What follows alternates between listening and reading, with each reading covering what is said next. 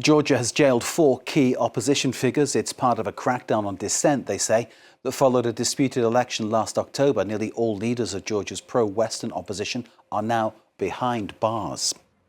Let's bring in Regis Gente, who is our correspondent in Tbilisi. Regis, good evening to you. Tell us, what's at stake here? I think what is at stake is really to try to erase the pro-European mood that the country has since decades now, even I would say since centuries.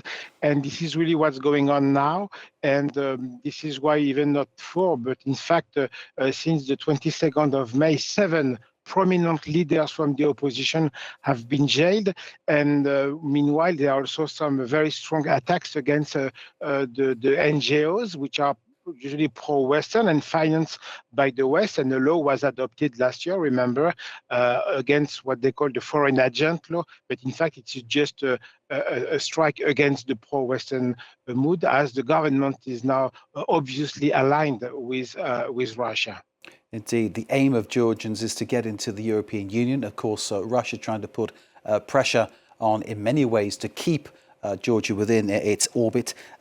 President Mikhail Kevelashvili, now the man in charge, nominally, former Manchester City footballer, just for the record, I suppose, just gives you a sense of the man's political background in many ways. I'm wondering what ordinary people that you are among there in Tbilisi, what they're thinking about this situation. Is there still that sense of people wanting to get out on the streets and protest about what's going on?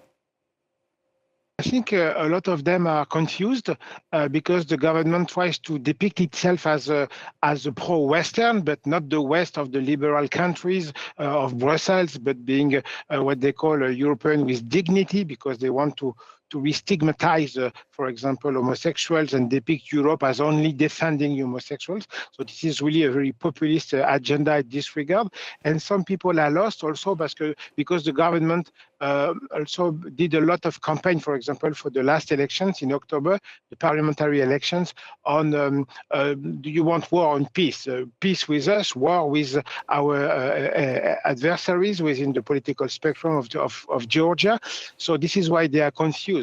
Part of them also, of course, they understand that the country is leaving its European path, which is dreaming about for decades, at least since the end of the Soviet Union in 1991. But they're afraid because now we are really in a repressive moment in Georgia by the law. For example, if you go to demonstrate, there's a lot of facial recognition cameras, and you can get a